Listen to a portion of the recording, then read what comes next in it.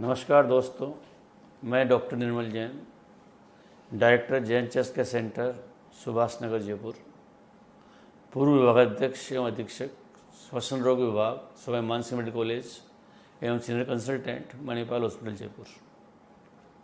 आज हम बात करेंगे खांसी के बारे में। खांसी किसी भी व्यक्ति को हो सकती है, आपके आसपास कोई भी व्यक्ति खांसता मिल जाएगा, पर खांसी को हमें नज़रअंदाज नहीं करना चाहिए। कहते हैं फसाद की जड़ खांसी और रोग की जड़ खांसी। खांसी एक अपने आप में बीमारी नहीं है, ये एक लक्षण है। फेफड़ों में कोई भी संक्रमण या कोई भी फॉरेन बॉडी जाती है तो खांसी होती है।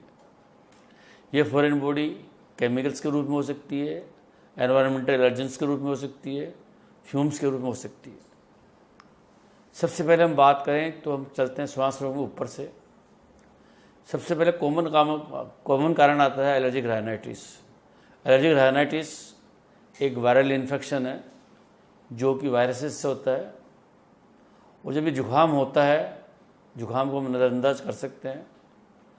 जब नज़रअंदाज कर देते हैं तो धीरे धीरे नाक से गले में और गले से लंग्स में पहुंच जाती है, फेफड़ों में पहुंच जाती है और अस्थमा का रूप कर लेती है। कोई भी व्यक्ति जब खांसता है या छींकता है तो उसके बलगम में यही जो वायरस होते हैं जो कि कॉमन कोल्ड या जुकाम करते हैं वो दूसरे व्यक्ति में कर सकते हैं। इसी तरह एक जुकाम एक संक्रामक रोग है। इससे होने वाली खांसी से बचें, नहीं आप भी जुकाम का संक्रमण ले सकते हैं। एलर्जिक राइनाइटिस के बाद में होने वाला अस्थमा, लगभग 60 से 80% एलर्जिक राइनाइटिस के व्यक्ति अपने जुकाम को ढंग से इलाज नहीं करवाने के बाद अस्थमा में परिवर्तित हो जाते हैं। और अस्थमा एक गंभीर बीमारी है जिसका कि कोई परमानेंट इलाज नहीं है, उसके लिए लगातार दवा लेने की आवश्यकता होती है। दूसरी जो बीमारी होती है जिससे खांसी का परिलक्षण होता है वह होती है COPD। हम जानते हैं कि स्मोकर्स होते हैं, जो व्यक्ति बीड़ी सिगरेट पीता है, लगातार पीता है, उनके धीरे धीरे फेफड़ों में धुआं भरता जाता है और वे धुआं COPD का रूप लेता है। धुआं चाहे बीड़ी सिगरेट का हो, चाहे हुक्के का हो, चाहे चूल्हे का हो।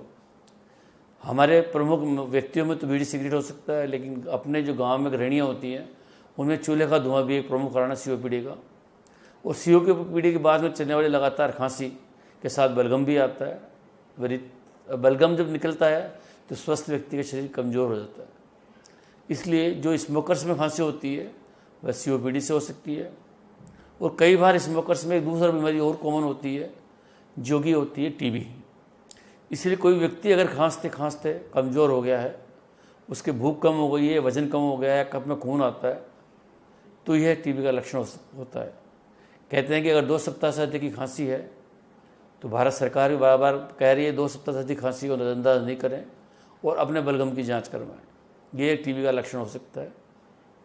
इसी तरह किसी व्यक्ति का लगातार खांसी चल रही है, उससे कफ में बलगम आ रहा है और उससे अगर भूख और वजन कम नहीं हुआ है, उसके छाती में दर्द हो रहा है, तो ये एक कैंसर का भी लक्षण हो सकती है। इसीलिए खांसी को नज़रअंदाज नहीं करें, खांसी पर ध्यान दें। खांसी के बाद खांसी के प्रमुख लक्षण है निमोनिया का भी। किसी व्यक्ति का लगातार खांसी चल रही है, श्वास भर रहा है, सीने में दर्द हो रहा है, तेज़ बुखार आ रहा है, तो ये लक्षण हो सकता है निमोनिया का। इसी तरह बच्चों में खांसी की कोई उम्र नहीं होती है, बचपन से लेकर बड़े तक की खांसी होती है।